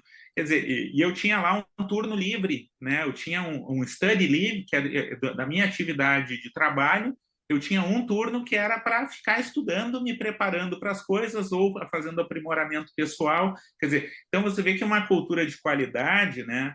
Ela dentro do sistema NHS inglês, ele aloca horas de trabalho, tirando da atividade assistencial, da operação assistencial, para colocar numa operação de aprimoramento técnico ou de auditoria. E conta isso como hora de trabalho. Eu tenho um hospital que eu faço isso, que eu dou aulas aqui de terapia intensiva como preceptor, e aí o chefe da unidade ele me alivia um plantão como uma forma de me retribuir, né, o que eu me dedico no aprimoramento dos outros e em ajudar, né? Então eu acho que muito é isso, né? A gente tentar botar tudo dentro do mesmo pacote é muito difícil. Eu acho que esse é o grande desafio, e o grande desafio é o gestor comprar essa ideia. Eu só acho aí, pegando essa ideia do Sérgio, uma coisa super importante, para você conseguir as coisas, você tem que mostrar isso, né? Show me the data, né? Então, o intensivista, o coordenador da terapia intensiva, ele tem que aprender a juntar os dados e levar a direção. E falar numa linguagem compreensível, porque senão o gestor não vai entender. Eu sou intensivista, mas eu sempre disse isso. A maioria de dos CEOs que estão acima da gente ou das estruturas corporativas não entendem absolutamente nada do que a gente fala, tá? E eles acham a gente muito enrolado. E ainda pede coisas caras. Então, a gente tem que aprender a falar na linguagem deles, trazer essa linguagem, de um lado. De outro lado, é ter a paciência de que algumas culturas levam tempo. A qualidade é uma cultura, leva tempo até você montar isso. A gente tem instituições jovens, muitas delas, ou instituições não preparadas. Quando a gente fala na Clínica Maia, foi para a Inglaterra, foi para a NHS, até o Conselho de Governança Clínica nasce lá no NHS, entre aspas. Apesar de você, se estudar a governança clínica, vai ver que a governança clínica talvez tenha sido lá com a Florence Nightingale, lá muito tempo atrás.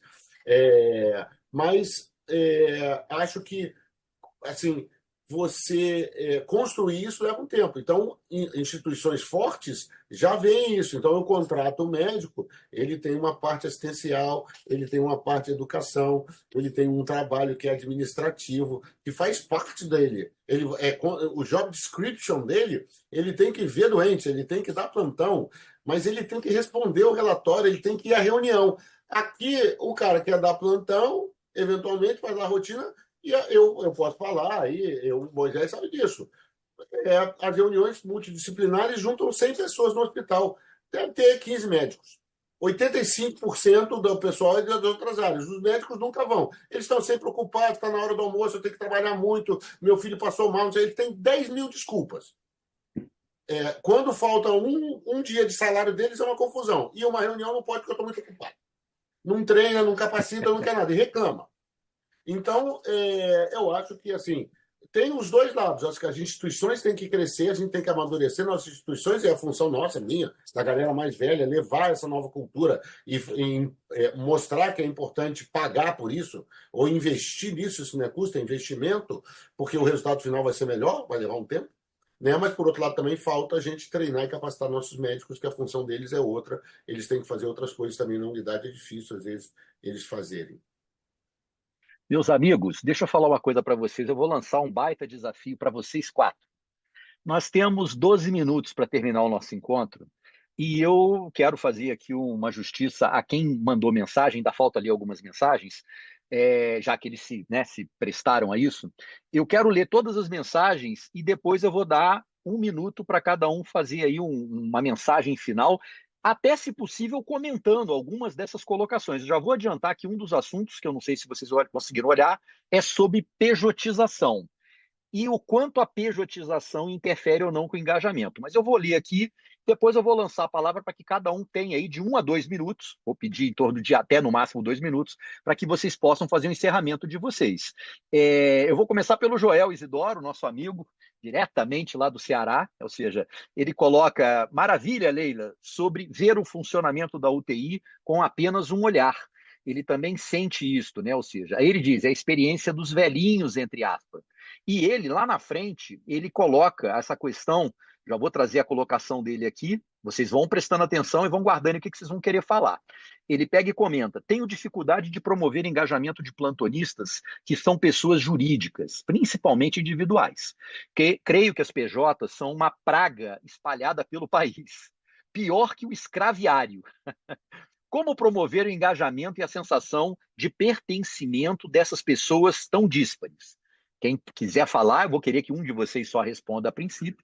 E aqui, além dos comentários que eu já li do Rubens, apareceram comentários de outros colegas. A Bruna Veiga é uma grande admiradora da Leila, colocou que a Leila é uma fonte de inspiração, ela é a nossa inspiração, segundo ela. Né? Depois eu tenho aqui, a Suzana fez uma questão muito interessante, a nossa amiga Suzana Lobo, ex-presidente da AMIB, ela coloca, usei a inteligência artificial para fazer esse texto para vocês. Só um pouco mais conciso, incluindo, inclusive, comentários que o Rubens e o Joel fizeram. O texto é o seguinte, parabéns, turma, né? Quero dedicar um momento para reconhecer e celebrar o incrível conhecimento e a sabedoria que vocês compartilham. É admirável ver como vocês, com tanta experiência, estão sempre dispostos a ajudar e inspirar os outros. A generosidade em compartilhar seu conhecimento é verdadeiramente admirável. E faz uma grande diferença em nossa jornada. Continuem brilhando e iluminando o caminho para os que estão ao seu redor. Parabéns a todos. Isso é inteligência artificial, né? A Paula Barbosa coloca o seguinte... Essa inteligência artificial é information relation, né? Pegou um monte de coisa disso e não falou nada, mas tudo então, bem. Guarda esse comentário já. A Paula Barbosa traz o seguinte, a qualidade e segurança são dependentes de profissionais competentes. Competência parece algo difícil de ser medido, porém sabemos que depende de chave, entre chave maiúsculo, né? Conhecimento, habilidade, atitude, seguindo com virtude e ética. Conhecimento e habilidade são fáceis de desenvolver. Educação continuada e etc. Agora, o engajamento depende de cultura. Mudança cultural acaba dependendo de estratégias que busquem alterações comportamentais, tal como empatia, etc. E isso é muito difícil, né? Ela continua, aliás, aí depois ela volta. Aí aparece nosso amigo Alexandre Isola, parceiro aí do Sérgio nos Venutes da vida. Alexandre, que eu acho que é um intensivista que hoje está mais enfronhado em educação, né? Ele está trabalhando com educação e ele é um que traz aqui para a gente o seguinte, ele coloca parabéns a todos pela excelência do painel, coloca gestão transparente e participativa e lança um termo aqui que eu fui procurar, eutagogia com H. E para quem não sabe, eutagogia é um método de aprendizagem autodeterminada que coloca o aluno no centro do processo de aprendizagem. Né? A eutagogia é um modelo de ensino que valoriza a autonomia, a autorregulação e a responsabilidade do aluno. Obrigado, Isola, por estar engrandecendo aí a nossa cultura. Flávio Naco, também grande amigo, aparece aqui para dizer que a discussão está muito boa, dá os parabéns aos participantes. Quem mais aqui aparece diferente? Deixa eu ver. A gente tem aqui a Paula Barbosa, ela volta. Uma dúvida. Em modelo PJ, posso instituir um modelo de educação continuada como processo institucional? Por serem PJ, eles ficam isentos dos compromissos de educação continuada? Aparece o Itamar Palmeira aqui, que traz o seguinte, PJ pode ser regimento interno, e mesmo sendo PJ, deve seguir ao regimento interno que existe. Caso o colega não queira seguir regimento interno, não pode estar na equipe. A Paula Natel traz aqui discussão sensacional. Eu sei que podem aparecer novas mensagens, mas como eu tenho um tempo aqui para cumprir, eu vou ficar por aqui. O Rubens trouxe outras colocações. O Rubens é sempre um grande colaborador nosso. Ele coloca que está achando todos nós sensacionais, todos falando o mesmo idioma, quiçá todos fossem assim, é o que ele coloca, né? E ele dá uma reforçada no que a Leila colocou aqui e coloca que a simplicidade é a chave para a clareza e a base para a excelência. E ele vai além. Eu vejo que um ambiente tão complexo e crítico, simplificar processos e protocolos permite que a equipe se concentre no que realmente importa, o cuidado com o paciente. Centrar no paciente não pode ser uma mandala, como o Sérgio já pontuou. Reuniões são importantes, mas nada em excesso. Podemos pensar na simplicidade como a capacidade de remover o que é desnecessário, para focar no essencial. Ele ainda comenta sobre o Joel. Joel colocou um aspecto que acredito deva ser discutido, que é isso que eu vou tentar trazer como uma das últimas falas, né? Ele gostaria muito de escutar que a gente falasse sobre PJ e CLT. O pensamento do Rubens é o seguinte: não há uma resposta definitiva. Ele acha que cada modelo tem suas próprias vantagens e desafios. No entanto, uma UTI com uma equipe contratada em tempo integral pode ter vantagens em termos de comprometimento emocional, cultura de equipe e continuidade do cuidado. Por outro lado, o modelo PJ oferece flexibilidade e pode ser vantajoso em termos de custo. Aí ele ainda vai além. O sucesso de um modelo depende principalmente da liderança da UTI e da capacidade de criar um ambiente de trabalho colaborativo e inclusivo. É possível envolver médicos PJs de forma significativa, desde que haja um esforço consciente para incluí-los em treinamento, reuniões e decisões. Em última instância, a escolha do modelo deve ser baseada nas necessidades da instituição, na cultura organizacional desejada e nas condições práticas de operação da UTI. Isola agradece a todos nós, né? E ele falou que disse sobre a autagogia em cima do que a Cristina está tendo de experiência na Clínica Mário. Bom, quem quer ser o primeiro a falar, dar a mensagem final? Leila, comece por você, se você tiver à vontade para falar de alguma dessas coisas aí, já que não vai dar para PJ. todos falarem. Então vamos Não, lá, PJ, começamos por você. rapidinho. Então vamos lá, por favor. Médico, essa nova geração não acredita na Previdência Social do Brasil.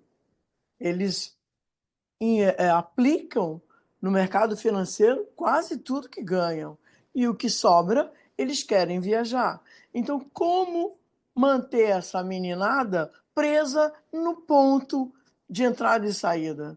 Eu acho que médico bater ponto é o ó. Sempre achei o ó, porque não é assim que se mede a expertise e o envolvimento. Então, eu de verdade eu trabalho em 2 hospitais com modelos diferentes. Os 2 funcionam, porque eu não posso ficar trocando de médico toda hora. A equipe é PJ, mas ela é fixa, ok? Então, eu não vejo o menor problema o médico PJ. Nossos médicos PJ são tão bons, ou até melhores, que os CLT, entendeu? Olha, muito O obrigada que você quer pelos deixar de convites. mensagem, Leila? Eu Isso. quero deixar de mensagem essa meninada que está assistindo, que é muito bom ser intensivista, apesar do Zé Eduardo ser rabugento. É muito legal, porque assim, acabou, você vai para casa, dificilmente você vai levar um processo pela lata. É realmente muito mais prazeroso ser intensivista do que ficar se envolvendo com as maluquices das famílias atuais. É muito mais fácil a gente dar o recado e tirar o corpo fora. É mais fácil. Muito obrigada, Cris. Eu estou com saudade de você. Volte logo. Moisés, muito Muito bom. obrigada. Tchau, Sérgio. Tchau, Zé. Beijo. Deixa eu Zé, você foi só. citado. Vai para você agora, Não, eu faz um vou só comentário. complementar aqui. Primeiro que a Leila falou, a gente não vai ser processado. Não sei se vocês já viram aí circulando no Zap um processo contra um médico plantonista em São Paulo, que ele foi condenado pela justiça a pagar R$ 500 mil por Isso uma é coisa que velho, não tem Zé. Isso é nada. velho. É velho isso. Já tem várias vertentes, sem pânico na multidão, ok? Não, sei, estou falando só que. Não estou causando pânico, não. Estou falando só que a gente tem uma discussão nova de judicialização. Não é nem por isso que eu trouxe. Eu acho que a discussão é de PJ. Eu acho que, objetivamente, até falando como do lado gestor, o modelo CLT é um modelo absolutamente esgotado. Tá? O modelo CLT é um modelo da década de 50 do século passado que visava dar garantia aos trabalhadores numa época totalmente diferente da atual. Eu acho que ela não cabe mais. Se a gente for. Tanto que o maior problema que a gente tem com a enfermagem hoje, para a gente não poder fazer um monte de coisa para melhorar a vida da enfermagem, é porque elas são CLTistas. porque isso implica numa série de custos trabalhistas que vão sendo agregados. E se a gente for seguir esse modelo do século passado, você engessa completamente a instituição. Ela fica cara e absolutamente deficiente. Eu acho que CCLT, eu não estou dizendo que não deve ser utilizado, eu só estou dizendo que ele não necessariamente é solução. Eu acho que se você ser CLT, CPJ, ser qualquer tipo de coisa, RPA, sei lá o que você vai ser, tem a ver com o modelo de pagamento. Acho que você tem que ter um contrato e um modelo de pagamento. E acho que você pode engajar os médicos no modelo PJ. Você precisa ter uma estrutura voltada para isso. Isso não tem nada a ver com CCLT, PJ, receber por fora. Senão, a gente não estaria aqui com um monte de gente assistindo, as pessoas vão participar, elas querem estar engajadas em instituições, querem aprender. Então, acho que isso é uma discussão ultrapassada. Acho que a gente tem que buscar modelos em que a gente engaje os pacientes e, perdão, os profissionais de saúde e gere segurança, que é o que, em última instância, a governança clínica traz. A gente tem que trabalhar com tudo isso, com os indicadores, as pessoas estarem ligadas, estado de segurança, atender o paciente. A gente só vai fazer isso com as pessoas engajadas dentro da instituição. Isso é uma função institucional, é uma política institucional de recursos humanos. Como você vai pagar é outra discussão. Tá? Bom, obrigado Maravilha. a todos aí pelo convite. A gente precisaria de um dia inteiro para discutir isso. Muito bom estar com todos vocês aqui, ver uma galera aqui, os vovós da terapia intensiva. Especialmente o senhor Rubens aqui, só para torturá-lo um pouco. Não vai poder responder, né? Mas tudo bem. Muito bom, Zé. Sérgio, vou passar para você, que está aqui na minha tela, já do lado do Zé, para que você também possa fazer alguma consideração sobre esses assuntos e deixar uma mensagem final aí para todos nós. E te agradecendo, assim como agradeço ao Zé, agradeço a Leila aí por estarem conosco. Bom, eu que agradeço. Bom, primeiro a questão de PJ, curto e grosso, né, como coice de porco aqui no Sul. PJ é uma questão que não tem volta. A forma, se a gente for olhar para a qualidade, dependendo do prisma da estrutura, né, dos processos e desfechos, né, parte da estrutura é a seleção e qualificação e nível técnico da equipe que é contratada para trabalhar. E quando a gente contrata para trabalhar CLT e PJ, a gente escolhe as pessoas que a gente quer contratar para trabalhar. Então, esse é um cuidado que pertence à instituição contratante, selecionar uma PJ, né, que forneça e que tenha seu programa de educação continuada estruturado, que forneça, que fiscalize isso. E, normalmente, quando se contrata PJ, o grau de controle sobre o resultado, né, dos processos assistenciais das empresas PJ que prestam serviço, e eu sou sócio de empresas PJ e trabalho como PJ, existe uma cobrança pelo resultado assistencial que, às vezes, até é muito maior e efetiva do que a realizada com um funcionário CLT.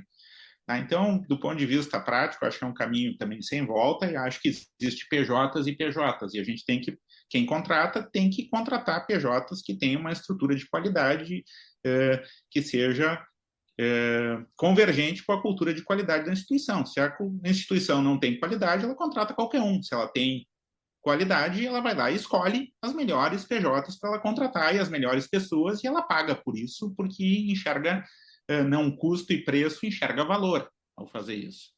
Né? Então, é uma visão totalmente diferente. Quando eu era gestor, né, assim, todo mundo que batia na minha sala dos diferentes serviços vinham com 3 coisas sempre. Dizia, eu preciso de mais espaço, eu preciso de mais gente, ou eu preciso de mais equipamento. É o space, staff and stuff. Né? Invariavelmente, as pessoas vinham pedir as 3 coisas.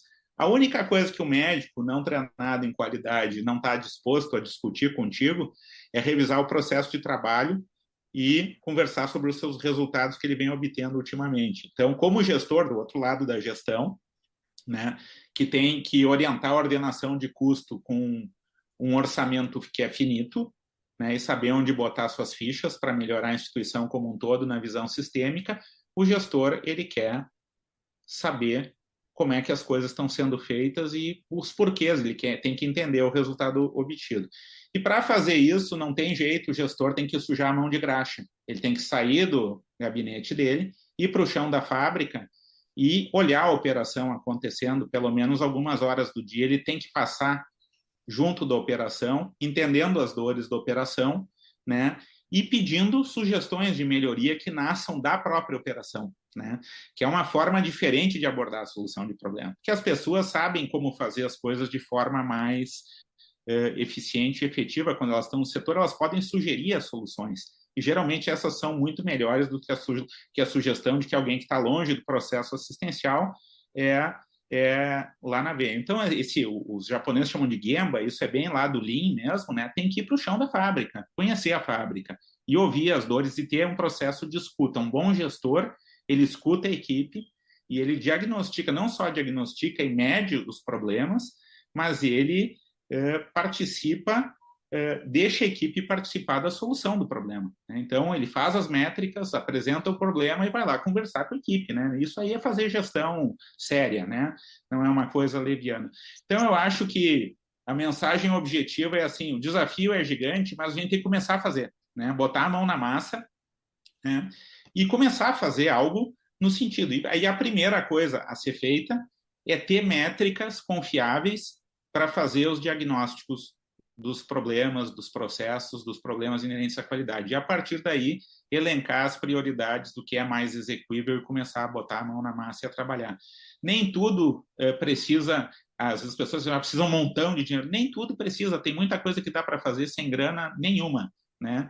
Que é só tendo uma vontade, uma boa vontade de examinar isso aí, e alguém que tenha sido mordido pela mosquinha dos indicadores e que saiba que fazer gestão guiada por indicador é muito melhor do que fazer gestão guiada por achismo e subjetividades individuais que estão sujeitas a toda sorte de viés.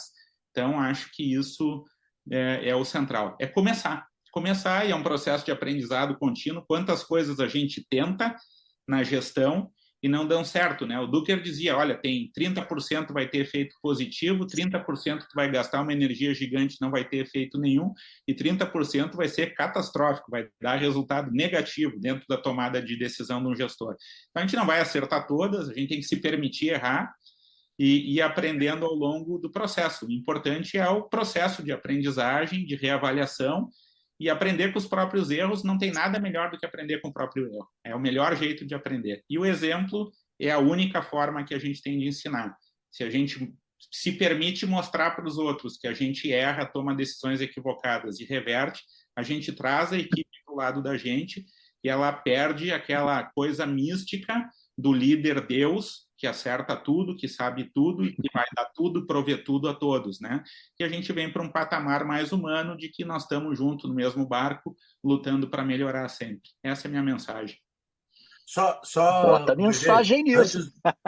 Antes de passar para a Cristina, que é a pessoa muito séria e vai encerrar, eu ia fazer uma brincadeira aqui, mas é legal porque o Sérgio falou uma coisa super importante, super séria. Eu acho que essa mensagem final dele é talvez o que tem que ficar, mas eu ia falar duas palhaçadas aqui para encerrar. A primeira é que, para a felicidade da Leila, e seguindo a coerência do Sérgio, eu sou ranzinza para cima e para baixo. Então, eu brigo com a corporativa e eu brigo com a terapia intensiva. Eu vou lá, eu perturbo a vida inteira. Eu perturbo a emergência, eu perturbo, vou lá no lugar, e aí chegou o diretor, aí todo mundo vai lá, disfarça, pensa que está trabalhando, mas, né? Então, eu perturbo em cima. E o mais importante que eu queria dizer, todos os médicos no hospital são PJ.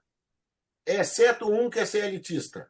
Eu, porque sou o diretor. Então, olha que ironia do destino. O único CLTista do hospital sou eu. Tá? Veja como são as coisas. Cristina? Muito bom. Cristina, o que você quer deixar de mensagem aí? O que você achou aí de tudo? Ganchos. Eu acho que como o Sérgio citou o Lean, e que a gente fica, às vezes, dependendo de um gestor para começar, e isso às vezes é desanimador. Então, em algum momento, quando a gente pode pensar em não investimento, a gente pode pensar em evitar desperdício. E a gente sabe que tem muito desperdício. E talvez nossa atuação independente possa começar dessa forma, reavaliando os nossos processos e diminuindo o desperdício que isso nos cabe, sem depender de ninguém. Muitas vezes eu acho que é um bom jeito de começar e não desanimar de ficar dependendo tanto de uma conexão e um olhar externo. Acho que tem eu acredito que, apesar das limitações, tem muita coisa que a gente pode fazer dentro do ambiente de terapia intensiva, com os recursos que a gente tem, acabar influenciando os departamentos que acabam sendo parceiros e sendo influenciáveis por processos mais robustos. Acho que a gente já faz isso. Quando a gente sai da terapia intensiva, a gente enxerga o tanto que a gente já tem uma cultura maior de segurança, de olhar para os indicadores. Então, acho que a gente já está nesse caminho. Acho que tem que ser quem está de fora, eu acho que consegue trazer essa consciência, quem saiu e voltou. Eu acho que a gente já tem essa cultura forte dentro da UTI e a gente tem que seguir, tem que começar e tem que seguir e fazer o que está na mão. Acho que é isso. Maravilha, Cristina. Bom, as últimas mensagens, tem aqui o Itamar, que voltou para nos parabenizar, tem aqui o Isola, que falou sobre Lean intratecal, ele deixando reforçado aí, né, a questão da eliminação de desperdícios, mapear fluxos, valor. O Jackson Funk coloca que Sérgio é fera, bons plantões ao lado dele. E o Rubens, aqui para terminar as manifestações, o Rubens coloca para o Zé, ele agradece, mas ele fala que não é velhinho, Zé. Ele coloca também que o Sérgio disse tudo, que os melhores devem ser exaltados sempre, e ele fala de coice de touro e não coice de porco. E ele volta para dizer para você, Sérgio, muito bom, estou impressionado com a sua fala, concisa, clara, didática. Você foi o segundo que ele ouviu falar de Gemba. Parabéns. Ele disse que se ele fosse dono de hospital, ele ia te contratar. Então, quem sabe, né? Sérgio tem condição, de repente. O Rubens não é muito difícil pensar nele sendo dono de um hospital aqui no Rio, não. Então, tá aí, né? Bom, gente, eu queria agradecer não só aqui aos debatedores, queria agradecer a todo mundo que nos assistiu. Nós chegamos a ter 82 como pico aqui de pessoas presentes, agora nós estamos com 53, a turma vai mesmo aos pouquinhos saindo. A gente não tinha o objetivo de esgotar o assunto, a gente não tinha o objetivo de executar tudo que pudesse falar, até porque, como foi colocado, governança dá curso, não é 1 hora, 1 hora e meia. Mas eu acho que se todo mundo saiu daqui pensando um pouco sobre esse assunto, tendo tido alguns insights em cima de todas as falas, e aqui eu acho que o mais interessante é observar que a gente trouxe um pouquinho do que está escrito na literatura, mas trouxe muito da vivência desse pessoal que está aqui. Acho que a gente precisa trocar mais, os nossos congressos têm que ter mais diálogo, tem que ter mais conversa. Quando se fala em mudar o modelo de trabalho, também acho que a gente tem que estar pensando em modificar os nossos processos de aprendizagem, os nossos processos de inter-relação. Eu espero que a gente possa ter cumprido aí um pouco a função de iluminar aí um pouco a cabeça de todo mundo que esteve aqui com esse assunto e, de repente, ter dado aí uma incutida para que todo mundo olhe um pouco mais, porque trata-se de um assunto que pode nos ajudar muito aí no dia a dia. Obrigado a todos, parabéns aí aos nossos debatedores e até um próximo encontro. Tchau, tchau. Tchau, Leila. Tchau, pessoal. Boa noite a todos. Boa noite. Obrigada. Tchau, tchau. Boa noite.